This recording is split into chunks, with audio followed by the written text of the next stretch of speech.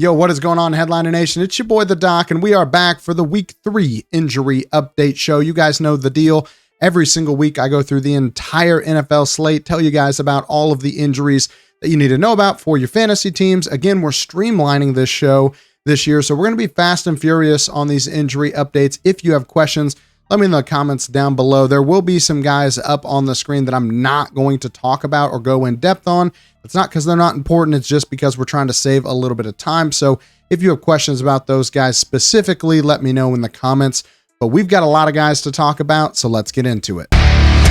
First up, we got Thursday Night Football, Patriots at the Jets. Now, this game is in progress as I'm recording, so if anything breaks or anything major happens, I will put it in the pinned comment down below, along with any other injury updates that we get over the weekend. So make sure that you're checking out that pinned comment if you're watching the video. Patriots and Jets coming into this game, though, both losing linebackers for the season. Juwan Bentley, a captain for the Patriots, done for the year with a torn pec. And then Jermaine Johnson, the second, has a torn Achilles for the Jets. So again, pretty rough day for the linebackers last week, and kind of a tough break for both defenses in Thursday Night Football. Heading over to the Sunday early slate, we got Giants at the Browns. Giants don't really have anybody to talk about. Browns have a couple guys. David Njoku still out with that high ankle sprain. Myles Garrett dealing with a foot injury. He's now a game time decision. He missed portions of last week's game with this foot issue. He's apparently been dealing with it for a few weeks now. I think ultimately he plays, but he could be on a rep count against a very below average Giants team. So I wouldn't be surprised if Myles Garrett isn't used to his full potential this week. So just keep that in mind if you're betting or if you play in IDP leagues. Heading over to the Bears at the Colts. Bears wide receiver Keenan Allen is dealing with a heel injury. He's most likely going to miss this game. He's still not practicing. He missed week 2. I would expect him to miss a few more weeks with this heel issue as they try to get him up to speed and fully healthy at the start of the season. As for the Colts, Josh Downs back practicing in full. He should come back this week. Moving on to the Texans at the Vikings. Texans running back Joe Mixon has a low ankle sprain. Mixon was rolled up on, ultimately left the game before returning in week 2. This looked like a hip drop tackle to me, so I'm not really sure why we're not calling that this year. I don't know why we have that rule if we're not going to call it, but it definitely looked like a hip drop tackle. Either way, Mixon's test results came back negative, and his issue isn't considered serious, so I think he will end up playing. Same thing with Nico Collins and Dalton Schultz. I expect all those guys to be playing in this game. As for the Vikings, wide receiver Justin Jefferson has a quad contusion. He is expected to play. This looked worse than what it actually ended up being. He took a knee to the thigh, ultimately had to miss the rest of the game, but still put up a great week for you for fantasy in week 2. So we're not too disappointed with Justin Jefferson. Anyone who's ever had a dead leg or, been punched in the leg knows that they can be debilitating, but they're not really like serious long-term. So that's what I think we're dealing with Justin Jefferson this week. All right, next up, we got Eagles at the Saints. Eagles wide receiver A.J. Brown has a hamstring strain. This came out late last week with this hamstring injury, ultimately missed week 2. He's already said that he expects to miss a few weeks, and the Eagles have a week 5 bye, so I wouldn't be surprised if we see him after that. So just no A.J. Brown this week. For the Saints, everybody's pretty healthy. So we're moving on to the Chargers at the Steelers. Chargers quarterback Justin Herbert missed Wednesday's practice and was limited on Thursday with an ankle injury. He did have the ankle heavily taped. I saw some video of him trying to throw. He didn't look like he was moving great. So clearly this thing is bothering him a little bit. I do expect him to be able to play, but you don't really want to run into the Steelers pass rush on a bum ankle. I would temper expectations if you have Justin Herbert going for your fantasy team this week. And if you have a decent option to pick up that you can stream, this might be a good week to do it. As for the Steelers, they got both Wilsons coming back from injury potentially this week, but Justin Fields is still expected to start for the Steelers, so it doesn't really matter. Heading over to the Broncos at the Buccaneers. Broncos don't really have any injuries to talk about, but the Bucs running back Rachaad White has a groin strain. I do think he'll be able to play, but he was a huge disappointment in week 2. This groin strain likely the reason for that. He's expected to play through it, but I wouldn't be surprised if Bucky Irving ends up with more carries than Rachaad White on Sunday. And then there's quite a few major injuries just for the defense and their right tackle. All of those guys expected to miss some time as well. So the Bucs are pretty banged up right now. Moving on to the Packers at the Titans. Packers quarterback Jordan Love coming off that MCL sprain. He's a game time decision this week, but he is back practicing, which is a good sign that the Packers did manage to get by without him with Malik Willis at quarterback last week. I was pretty surprised by that. Jordan Love, though, back practicing. Looks like he's going to be a game time decision for this week, but him practicing is a good sign that if he doesn't play this week, he's at least going to be playing next week. And I still think there's a pretty good chance that he can suit up in this game. Josh Jacobs, Jaden Reed missing a little bit of time with they're banged up. It's not really a big injury. It's not really anything we're going to spend too much time with. Just know I expect both of those guys to play. Same thing with Titans running back Tyjae Spears. I'm not really worried that those guys are going to miss this game.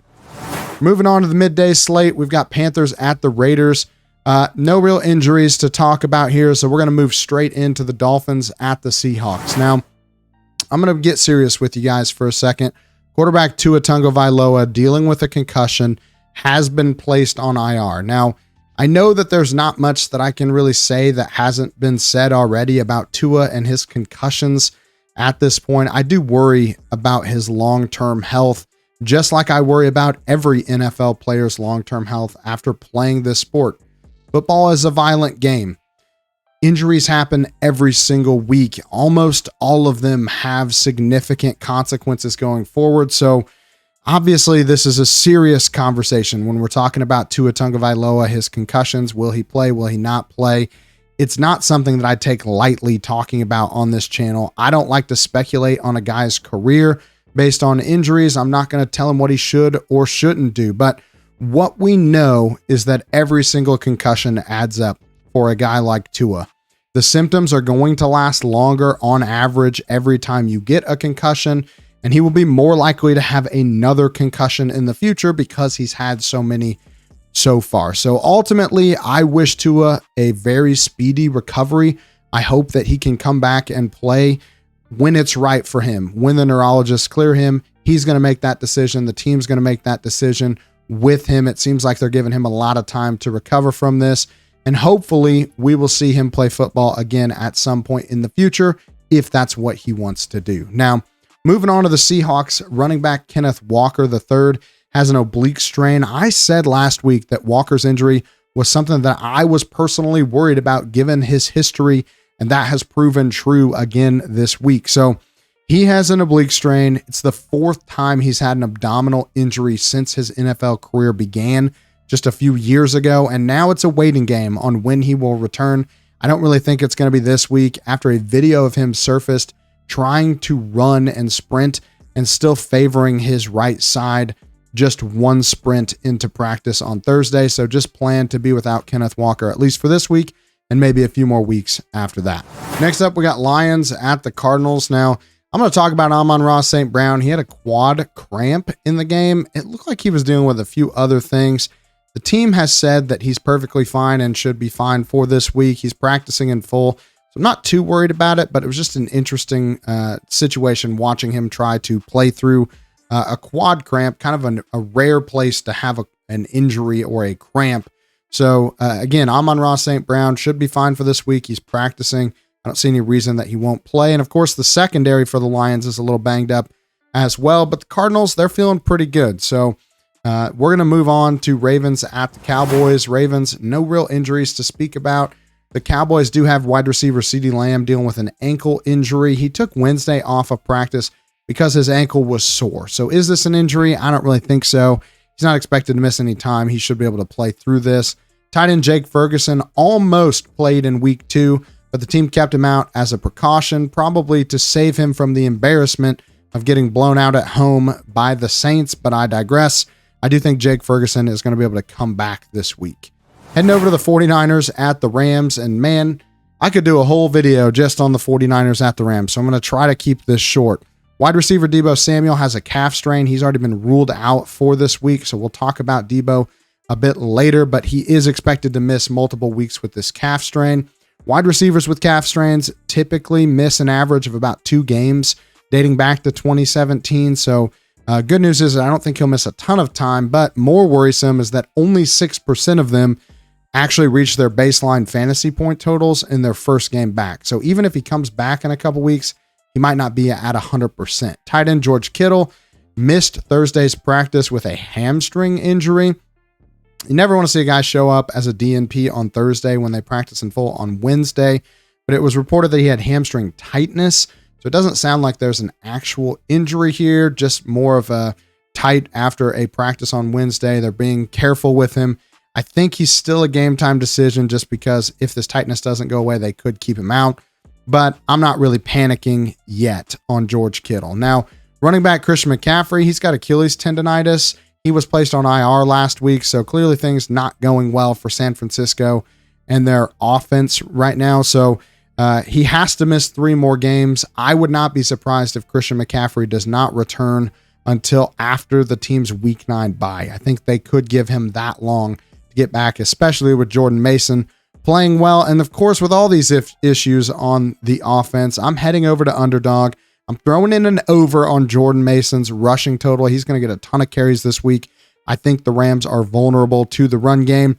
And Brandon Ayuk's receiving yards props, I'm going over on those as well. He's the only guy left that's perfectly healthy. I think he could have a huge game this week. I'm batting 1,000 so far on these picks for Underdog. So make sure that you go over there. Use the code Headliners when you sign up. Get up to $1,000 bonus cash on your first deposit. And make sure you're betting with the Headliners on Underdog this season. Now, as for the Rams, Cooper Kupp dealing with the high ankle sprain, not placed on IR. I was thinking of Puka Nacua. Forgive me there. But either way, both of the top wide receivers for the Rams are hurt right now. Cooper Kupp, when it rains, it pours. I just think that this is a situation where you don't really want anybody from this offense at this point. I think the Rams are going to have a hard time scoring without their 2 best pass catching options. Somebody from that pass catching core is going to get a ton of targets. It just is a question of who that is. So we'll see. Cooper Kupp, though, expected to miss multiple weeks. I think around week 7 after the team's bye is when we could see Puka and Cooper Kupp come back. All right, next up, we got Sunday Night Football, Chiefs at the Falcons. Chiefs running back Isaiah Pacheco has a fibula fracture. He's expected to miss about 8 weeks. He's been placed on IR. The team signed Kareem Hunt to their practice squad. They're going to use a committee approach here. I'm not really dying to get any of these running backs. Carson Steele looks like he could be the guy that gets most of the work this week. Might be worth starting him in your flex, but again, no Isaiah Pacheco until well into the season now. If you've got an IR spot on your roster, he'd be a good one to put in there because I do think he'll be back before the fantasy playoffs. But again, huge blow for the Chiefs and their run game. Wide receiver Marquise Brown has an SC sprain from the preseason. He's actually done for the year. They placed him on IR. He had to have surgery to fixate that SC joint. It wasn't healing correctly. So he is now done for at least the regular season. So he can safely be dropped. And as for the Falcons, well, they don't really have anyone to talk about. So we're moving into Monday night. There's a doubleheader going on this Monday. Love it when we get 2 Monday games. We got Jags at the Bills. Jags tight end Evan Ingram has a hamstring strain. He's not expected to play this week. A pregame scratch in week 2. Really disappointing. Hopefully you guys got the news. Checked the pinned comment on this video because I did try to let everybody know that, but it was really late when we found out that he was not going to be able to play. He is expected to miss a few weeks with this injury, so I would not expect him to play this week. As for the Bills, they've got a linebacker out, but we're just going to move on to the Commanders at the Bengals. Commanders don't really have anyone to talk about, but the Bengals do have wide receiver T. Higgins practicing again with his hamstring strain. Good to see that. He's still going to be a game time decision, so it's good to see he's practicing, but I am not trusting throwing T. Higgins into my lineup. I have to wait until Monday night to make that decision. So if you really want to start T. Higgins, make sure that you have a backup plan in place because he's playing Monday night. I don't think that he's probably pacing to play in this game, but we'll see what happens. If you want to try to start him, make sure that you have a backup plan ready. All right, guys, that's it for this week's injury video. Make sure you like the video, subscribe to the channel, and if you want to become a member of Headliner Nation, hit that little join button, become a member, join the Discord. We're doing injury updates every single Sunday morning, so you don't have to worry about missing something. And every Sunday night, I go live on the Discord. So if you want to have a chance to talk and ask me questions directly, that is the best place to do it. Hit the join button, become a member of Headliner Nation today. But that's all I got for you guys this week. Hopefully the injury bug will slow down a little bit heading into week 3, and we'll see you guys next time. Analytics, all the chain, all the channels, not the insane.